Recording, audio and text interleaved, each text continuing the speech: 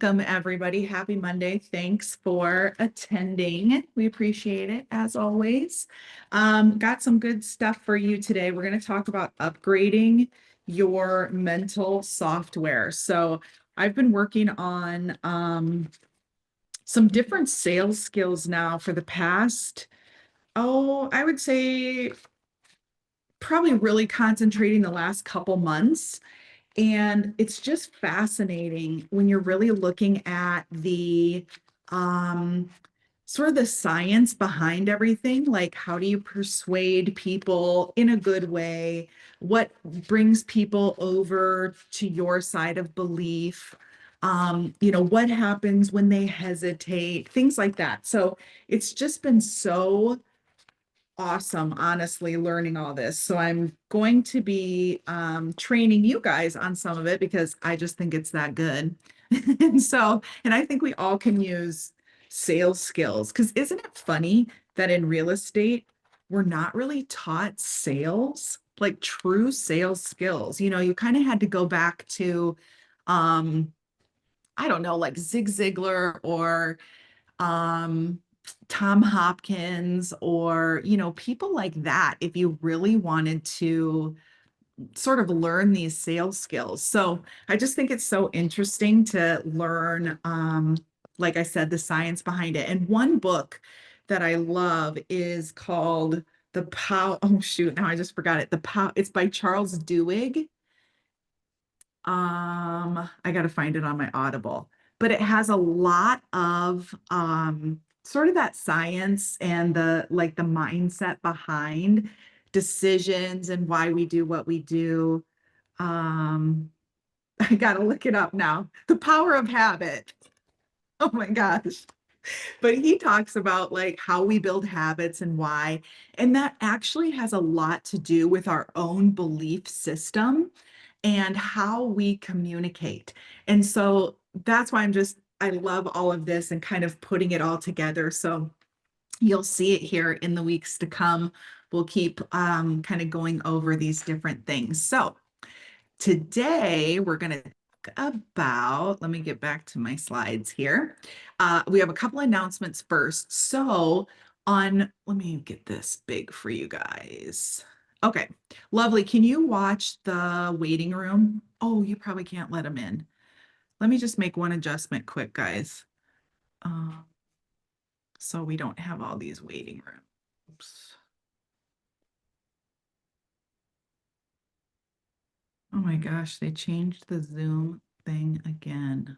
Tell you what, Zoom. All right, I'll just watch. Okay.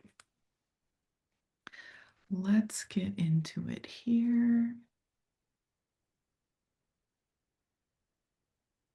All right, you guys can see my screen? Yep. All right, perfect. So, a couple announcements. At 1 o'clock today, we have the $1 Million Agent Method, which is specifically for us in Lars's downline. So all of Game Changers do not come to that one. Tuesday, we're talking about leveraging AI and automation with John Mikish on our collaborative call. If you haven't attended that yet, please do come. Janie, me, Lars, and John run this training. And so the four of us switch off training as well as we have guest speakers. So please come, tell people in your organization or your friends. You can bring guests to that one as well. So it's a great way for them to have just kind of a sneak peek into what's happening and what's going on. And then Thursday we are bringing back the attraction mastermind with John Mikish. So Aaron's call on Monday, I think you can still attend, but John will be back with sort of an upgraded, I guess, attraction training on Thursdays, and that is at 1 p.m. Eastern. So note the new time for Tuesdays. It's called Collaborative Call, used to be the Production Mastermind. Tuesday at 1 Eastern, and then Thursday, the Attraction Mastermind at 1 Eastern. Joe put in the chat about Fast Attract. I don't think you can join Fast Attract anymore, Joe. I think because you get access, that's okay. You get access to the portal and everything.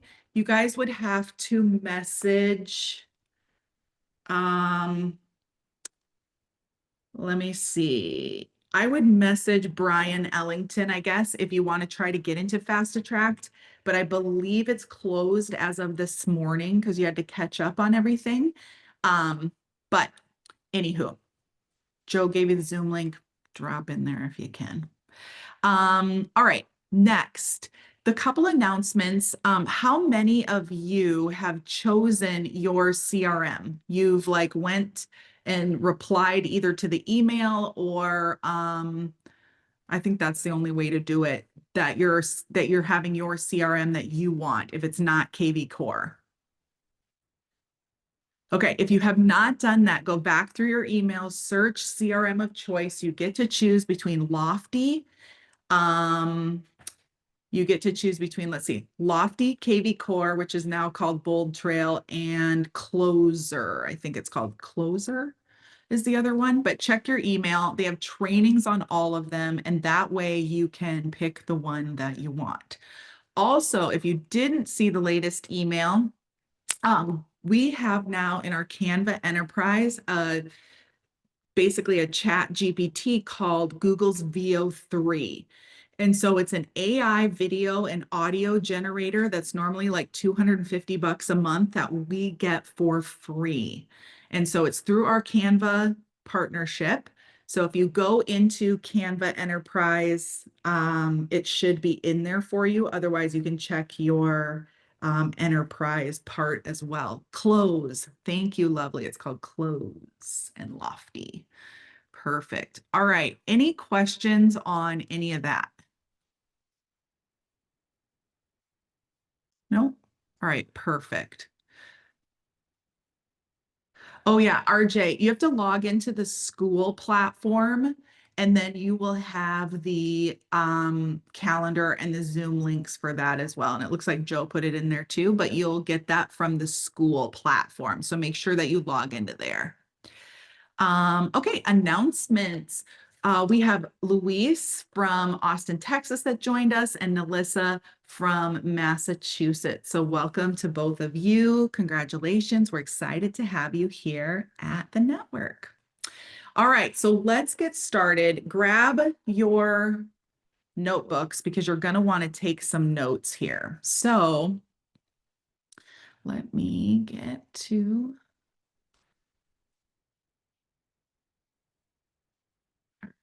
I'm gonna move you guys over here. There we go. There we go. All right, so upgrading your mental software. So what is your mental software?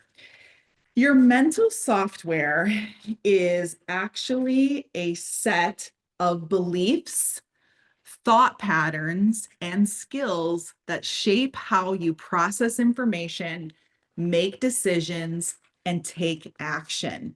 So sometimes we just think of our, mental software as how we're feeling that day, but it's actually shaped by all of those things, just how we think, the things we do, and the skills that we have. So just like your computer runs on software and tells you what to do, so does your brain. So we want to make sure that we've got our software set the way that allows us to succeed the most or have the most enjoyment or have the easiest pathway, right? Because we've made the decisions that lead to our success. So let's take a look at this. If you have a person that is, more joyful, more happy when they're making decisions, what they're actually thinking about is the anticipation of what's to come. So this line would read anticipation, okay? So when you're looking at what you're anticipating, you're probably thinking, when you're looking at it in a good way, if you're ready to go on vacation, you're anticipating like the warm sun, the blue ocean water, the kind of smell of salt water, the smell of suntan lotion, maybe your kids playing in the ocean, if you were anticipating a beach vacation, okay? If you were anticipating, so I'll give you an example right now. I'm doing a kitchen remodel. So I'm anticipating like being able to cook in my kitchen again, right? And bake bread and like have my kids sit at the island. We've never had an island. And so we can all like talk better because there isn't walls everywhere. Like it's all getting opened up, right? So I'm programming myself to think, wow, this is going to be amazing. Now, while that happens in our brain, we also look down here, which is like the water. So this is a belief bridge. And these white little lines on here are the things that we believe. So let's go back to the kitchen for a second. In anticipation, I'm looking up. So I'm thinking more family time. I'm thinking holidays. I'm thinking baking bread. I'm thinking, oh, my kids will have their friends over. I'm thinking, just bright, airy, really pretty kitchen. Like, so I'm sitting in that anticipation. But also, we end up sitting and looking at a reflection in the water. And that is where we're gathering the ingredients. And those ingredients are things that aren't in anticipation. So, like, oh gosh, my house is just a mess because right now there's sheetrock mud everywhere and dust, and I've got contractors coming in and out. And so my dogs are freaked out. And my kitchen is basically like in 3 rooms, right? So I'm gathering that as well as I'm thinking about my anticipation.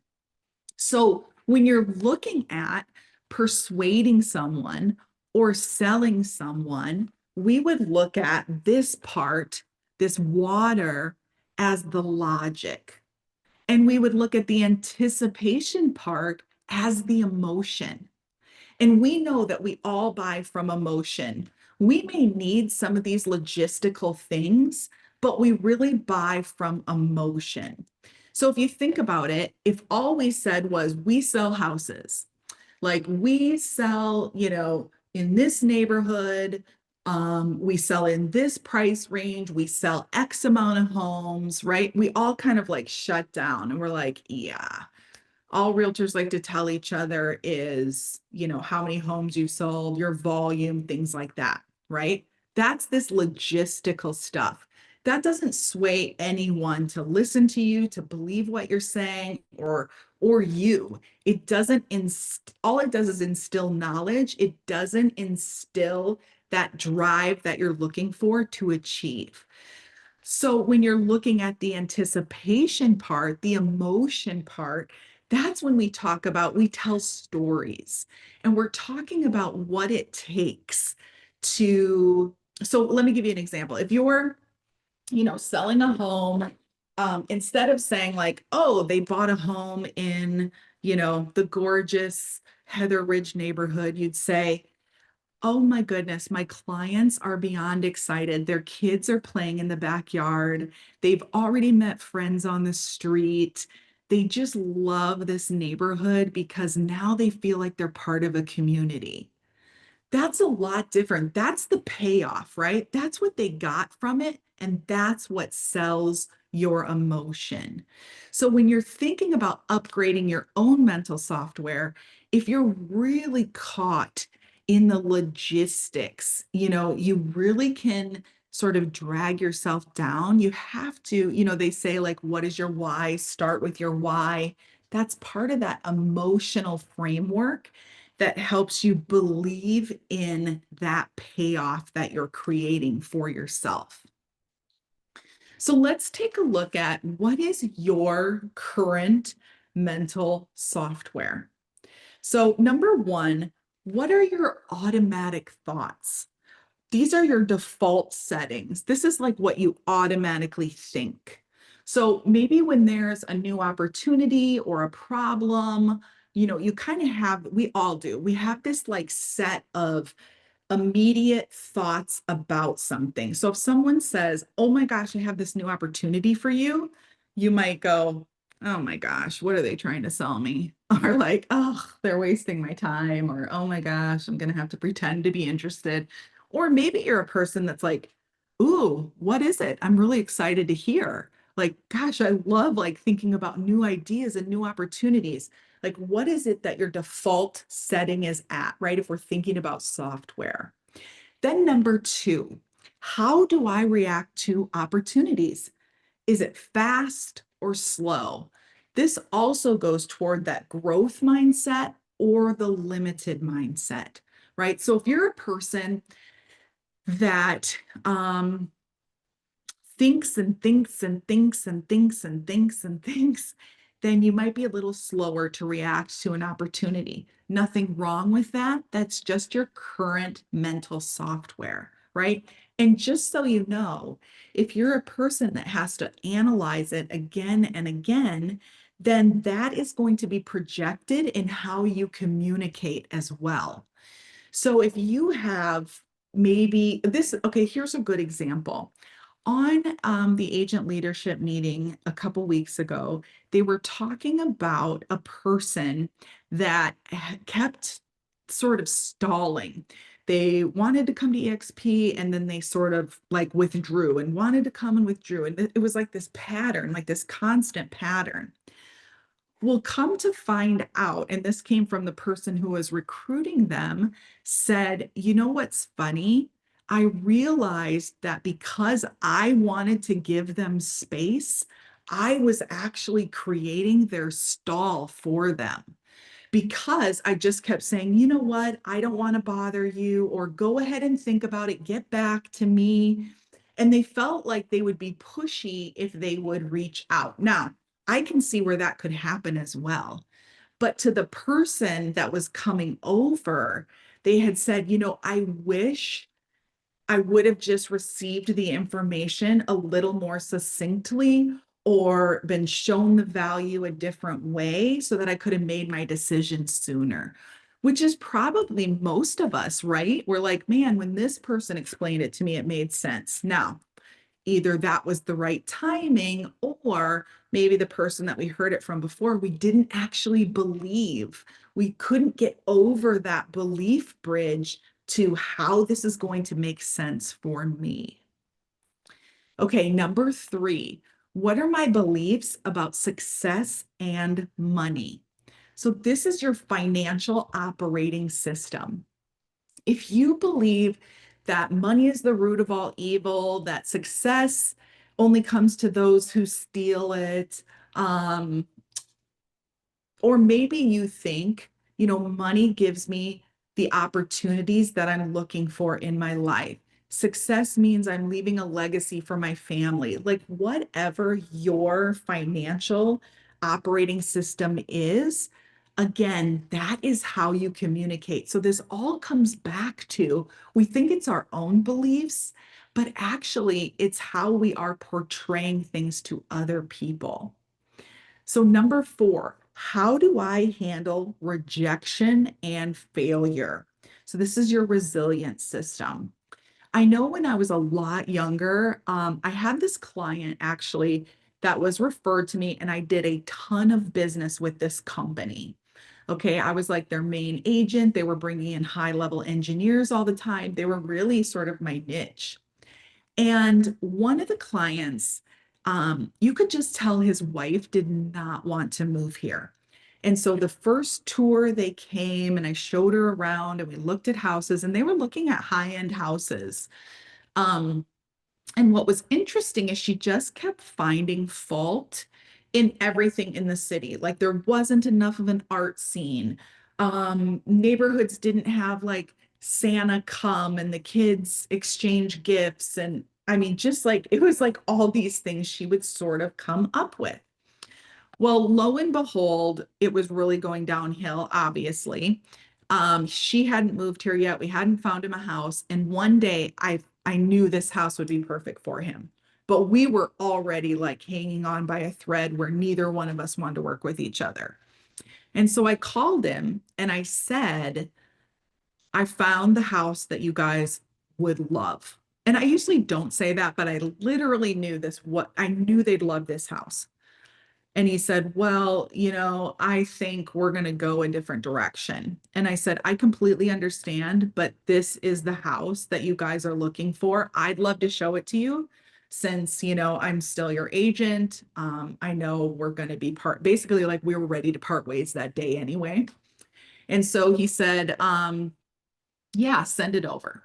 So I sent it over and I'm like, let me know. We can get in this afternoon, when you're done with work. And he called another agent and had them show it to him and they bought it. So I had two choices to like cry and throw a fit to myself and think now he's ruined my chances with this company because he's going to report I didn't do a good job and, blah, blah, blah, right? Like this spiral down. And to tell you the truth, that's exactly what I did. I created this spiral in my mind that I had failed and now the rest of this business was going to go away and he was going to tell this other realtor how I sucked and blah, blah, blah, right? Did any of that happen? I don't think so. No one said anything. I still worked with that company, but it took me a while to get out of that spiral. So why do I tell you that? Because my mental software at that time wasn't strong in this area for failure. I just did not like not being able to set out to finish what I started. Am I different today? Yes, because I had to work on it, right? I had to change that software. And number 5, how do I talk to myself? Am I supportive? Am I a strict judge? This is that inner voice, how you process even different questions that are posed to yourself, or maybe you know, look at something, your environment around you, and you're like, oh my gosh, this does not represent who I am, right? And then you start to spiral into this bad self-talk. Or maybe you're pretty good to yourself most times. Maybe you give yourself a lot of grace. Maybe you understand you're learning, you're a work in progress, you forgive yourself and others, right? But remember, how we talk to ourselves, we probably for sure would never say out loud about someone, but it also just gives us the framework in which we do communicate. So again, we think we're sort of keeping it under wraps, but it's how we end up projecting as well. All right. So let's talk about how do we upgrade this mental software, right? Like nobody wants to sit in the bad stuff. No one wants to sit in that dirty diaper, right? We want to be pristine and great at our job and have joy in our life. So let's talk about upgrading that mental software. So, first of all, we have to identify any outdated programming. Okay. And that's like what I was saying about the client that bought the house from somebody else, right? And fun fact, this did kind of make me feel better. They moved away and he quit the job within a year. Like it just wasn't the place for them. So it was kind of nice that, I didn't have to think about it all the time, right? But I had to identify outdated programming. I still daily have to identify what programming I have that's outdated, right? I can get caught in, well, this happened before and before and before, right? Number 2, installing better software with new skills. So I mentioned to you the book that I love, The Power of Habit by Charles Duhigg, is really about that. It's like changing your mind and creating things that serve you instead of suck the life out of you. And so installing that new software with things that are good for you, right? Like if this example is used all the time, but if you watch news all day long, you probably have um, some fear around you because of just what you're hearing and listening to all day, right? Sometimes I like to watch soap operas and they're terrible because someone is always like messing around with somebody else and someone's trying to take down somebody else's business. Like, I need to stop watching it, but I don't know. I like it. I don't know why. I actually think I tell myself I like the fashion, but I don't know. All right. And then number 3, run updates regularly.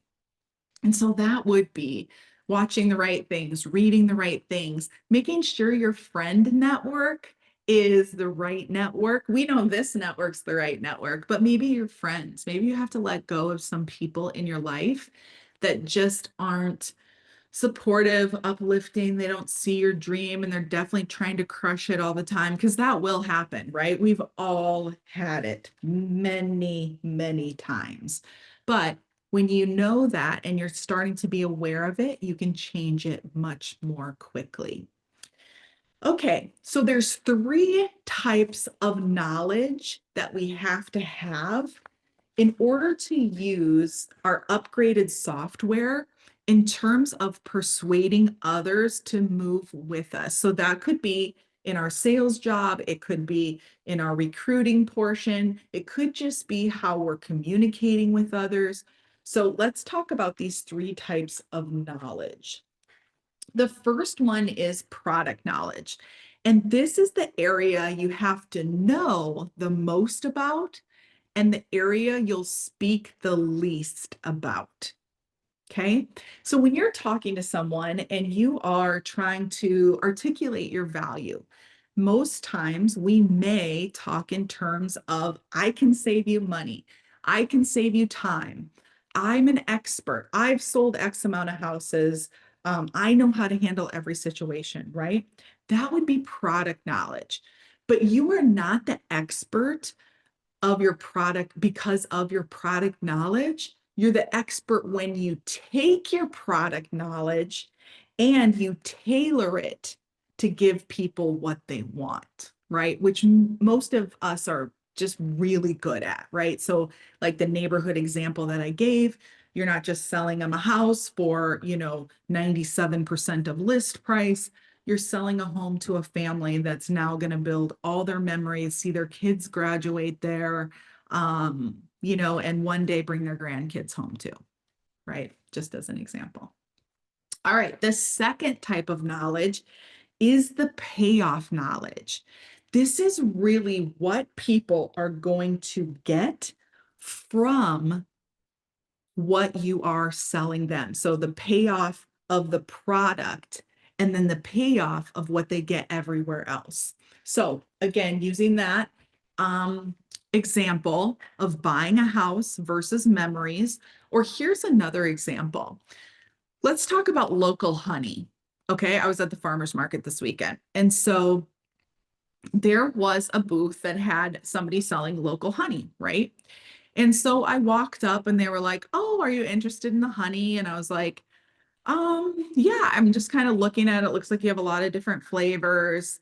And instead of that person saying, "Yeah, what kind of flavors would you like to sample?" And there were people around. And she stopped and said, "May I ask why you're interested in looking at the honey?" And I said, "Well, my son actually has allergies, and I heard that local honey would be really great for that." And then she asked me some questions about how old he was, what he does, for fun, blah, blah, blah. And here was the payoff she gave me. She said, one thing with local honey is that because of the antimicrobial properties, he'll actually be able to wake up with a clear head and he'll be able to have this like clear and fresh mindset instead of waking up and sneezing and just feeling crappy and maybe just kind of wanting to go back to bed. That antimicrobial properties will help clear out his system, and now he'll get to wake up refreshed, energized, and ready to start the day. Now that's a payoff, right? I was like, geez, I was just thinking, I guess I'll give him some honey because I think it sounds good and someone told me to check it out, right? That's the payoff. And did you see how she tailored it to me? That tells me, do you think I went and bought any honey? You bet I did. You bet I did. And guess how I explained it to my son? Just like I said it to you, because she gave me the payoff, right? Instead of take this honey because I said so, right? Doesn't work. All right. And then the last type of knowledge is the people's knowledge. And the people knowledge is your ability to recognize people's needs, desires, emotions, thought patterns, and decision-making patterns, right? And so when she was asking me questions, That's what she was gathering. And remember when we came over here to this mental software, she was pushing me up this belief bridge by giving me exactly what I needed instead of I was here like, oh, I just need local honey because someone told me it was good.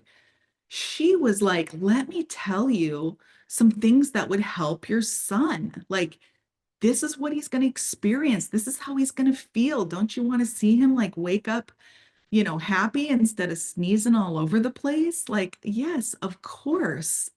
So she brought me over that bridge because she had mental clarity and she was able to bring me to her side of emotional clarity. So let's unlock this framework. What does this look like? How did she do this? Number one, she listened. She listened as a whole. It wasn't just, I'm another person walking around in the farmer's market. She listened and she asked me questions, right? So she was learning. She was asking relevant questions. She was clarifying it. She was using quality questions. So she wasn't just telling me, she was selling me, right? Because she was tapping into all those things that I needed. And then three is return. So she listened, she learned by me answering the questions, and then she took all that information and organized it well and put it in a simple sentence or paragraph, organized it in order for me to understand it. And that allowed me to buy from her. So we've done a little connecting now. We've connected our own mental framework with how we use another sales framework to get to where we want because it's a two-part system.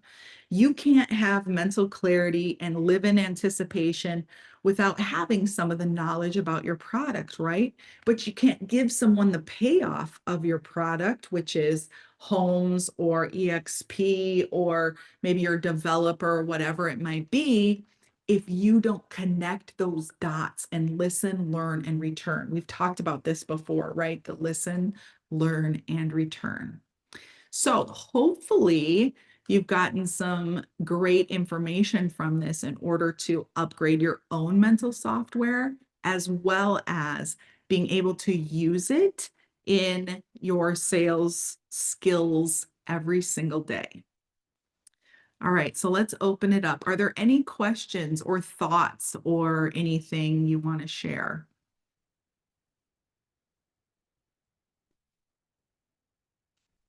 Was this helpful? Do you guys kind of like learning this sort of different types of sales skills?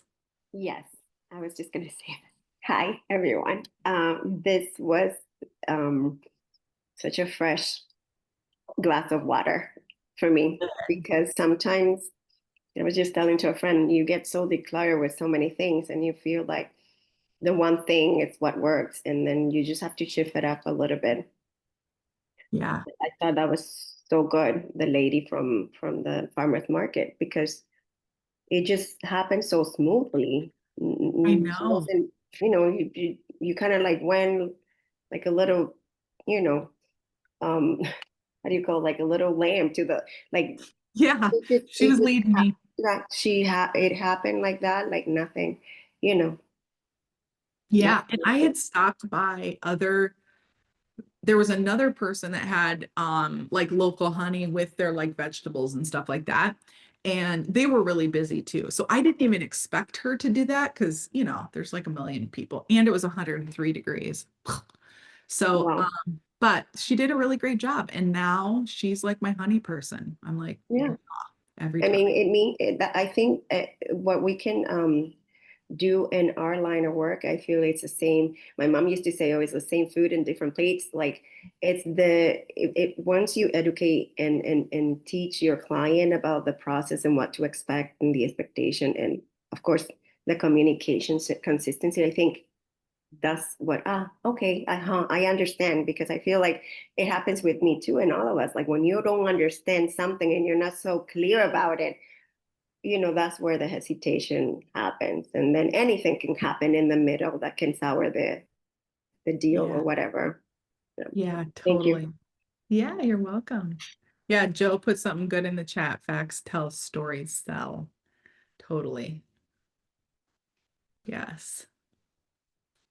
Very good. All right.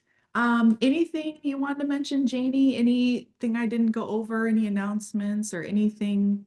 I think the biggest one, and I believe you mentioned it, is just that we're switching to Slack. So to make sure that everybody does that corporately, we're switching to Yes. Slack. And it'll take a little getting used to. Like I'm in there right now on a like I got to test it first and I keep forgetting about checking Slack. So yeah, it'll be a little different sort of thought process. If you don't use maybe you use Slack all the time. If you do, you'll have zero problems. It is very different from workplace. I was there Yeah. yesterday too, and I just couldn't figure out if I was included into a group or not, and or you can also open other chat groups. I don't know. I mean, I'm sure a lot of people are going to come up with Yes. sort of Yeah. videos. Yeah. And I know they'll be doing some more if they haven't done it. They've done a few trainings, but I know they'll be doing more as well. And Hmm. Hmm. hopefully there's some groups in there that are named EXP that are not like EXP corporate. So hopefully, because I accidentally joined a wrong one first. And I was like, there's like 4 people in here that, or no, 42 people. I was like, oh, but then I was like, it's no staff. So that's Hmm. weird. That's So I weird. was in the wrong one, but then I Right. found it. Hmm. So Okay. yes, Kayla, there will be. Um, I am not sure when. I'll try to find it and put it in the Facebook group when more training will be, but I know they are doing it quite frequently. Hmm. Yeah, no problem. You bet. You bet. All right. Yeah, good one, Janie, mentioning Slack. Thank you. All right. Well, that's what we got for a Monday. We'll wrap up. Hope you guys have a great day, and we will see you hopefully tomorrow on the collaboration call. And then maybe later today on Real Estate B School's call, and then Thursday the attraction call starts. So we will see you then. All right, take care. Thank you. Bye. Bye. Mhm. Bye.